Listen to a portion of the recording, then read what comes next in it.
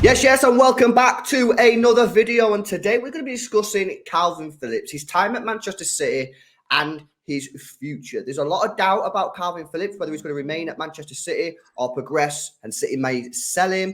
And we're going to get the thoughts of all three of us right now. And of course, we want your thoughts as well in the comments section below. Make sure you drop a like on the stream and subscribe to the video subscribe to the channel as well. I'm going to restart this video because that was fucking shit. Bloopers. I know, man. Yes, guys, and welcome back to another video. Today, we're going to be discussing the future of Kalvin Phillips. Of course, brought in for around £40 million in the summer from Leeds, hasn't played that much football, and we're going to get all three of our opinions on him, whether City should cash in the summer and go for someone else. And of course, we want your thoughts in the comment section below, so make sure you let us know what you think down below. Make sure you drop a like on the video and subscribe to the channel as well if you're new. Now, I just want to start off by saying, Kalvin Phillips' stats played 344 minutes for Manchester City this season.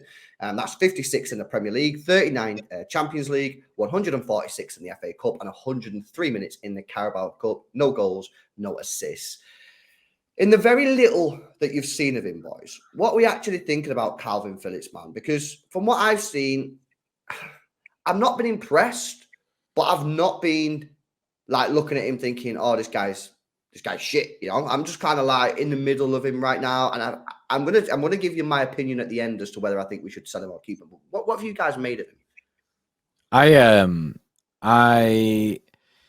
think it's been disappointing, and I don't think there'll be a lot of City fans who disagree with that. But I also don't think the disappointment comes solely from like it's being Kalvin Phillips' fault. Like, guy got injured, spent a lot of time out. He basically was a January signing because he didn't exist pre that.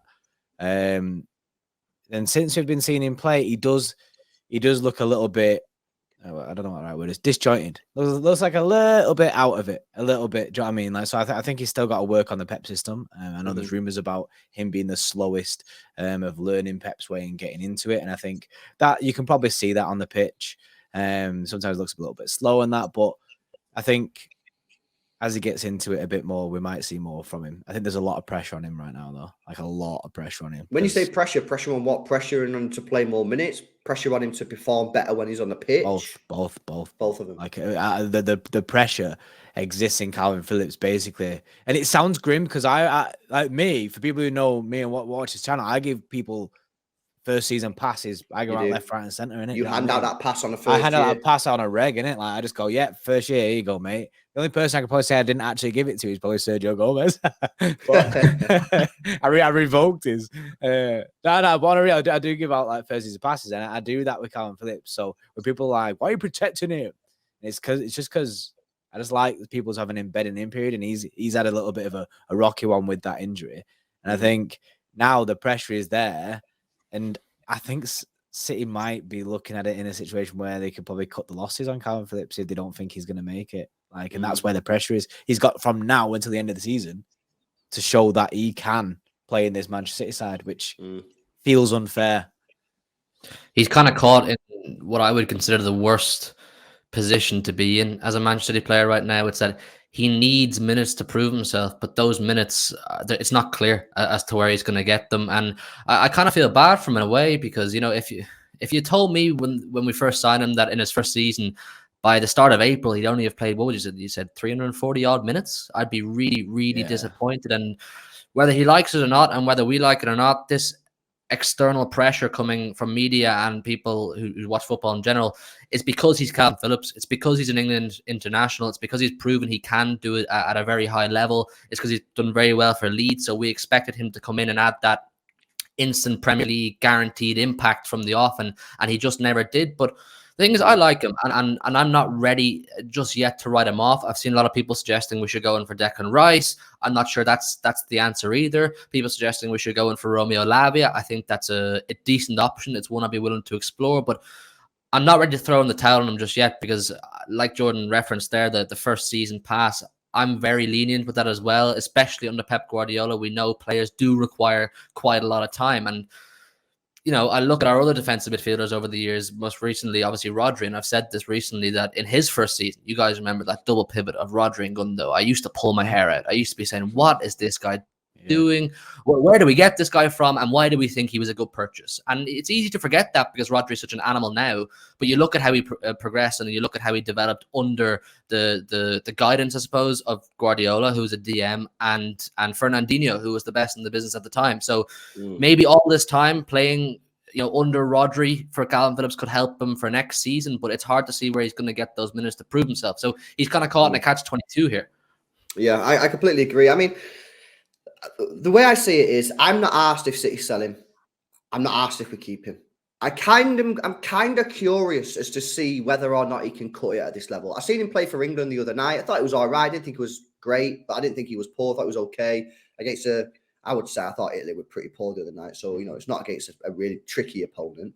But I think he played okay. And he does play well for England. I thought he played all right when he played against England for Italy the other night. So like I say, if we sold him, I'm literally not going to be asked, because people also remember I wasn't really a massive fan of this signing anyway when we signed him.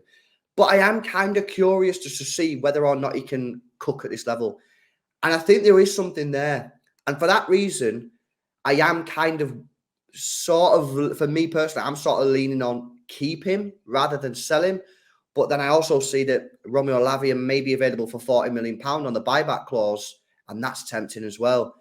For me, I'm probably leaning, and I want an answer from both of you on this one, and you guys in the comments, I'm probably leaning on Phillips, keep him and not re-sign Lavia. But there'll be a lot of people that would rather us sign Lavia and get rid of Phillips. But what would you guys do? If you have to make a decision now, buy Lavia for 40 mil and move Phillips on, or hold off on Lavia, potentially he would go somewhere else, but keep Phillips, which one are you picking? Oh, it stinks, doesn't it? As Lavia looks really good, but he looks mint.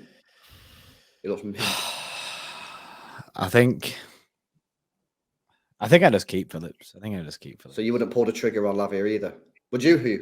I mean, there's things about the release clause not being active till next season anyway, but I never actually seen that. It's only rumors from what I've seen about that, so that's never actually confirmed. But that's a tricky one. That good luck. So what would you do? I keep him 100%. Absolutely, I keep him. And the reason I would say that is because most of the frustration is obviously stemming from the fact that he's been injured a lot, and that's unfortunately out of his hands. You can't really put too much blame on him for that, even though it will frustrate the life out of you. And the second thing he gets slack for is because when he has played, people have said, oh, he doesn't look at the pace of the game. He doesn't look like, he can play a Manchester City system, or he's not up to speed. And I'm kind of thinking, how can he get up to speed? How can he really show when he's at his best if he's not got the game time? So he probably hasn't been given an adequate period to prove himself properly. And for us to go in for him in the first place and spend 50 million on him, and Guardiola to genuinely want him, there must be something in there. There must be reasoning behind it. We rarely miss when it comes to bringing in players. I don't think I'm not ready to call this a miss. I'm not ready to call this a flop. I think he just needs sustainable game time. And I think that, like I said, he's not going to get it properly this season, but next season, the same way people said about Grealish last year, about this season, it's D-Day. He has to show it next season consistently, or else I'm opening up the conversation of what are our other options. Well, there you go, guys. All three of us. Quite surprising. I definitely thought one of you would say get rid of him and buy Lavia. But all three of us are giving Phillips that free season first pass and want to see him stay at Manchester City. Let us know what you do. Would you move on Kalvin Phillips and bring in Lavia, or maybe bring in someone else? Let us know your thoughts in the comment section below. Make sure you drop a like on the stream. Subscribe to the channel as well if you're new. And guys, we'll see you in the next one. See you later.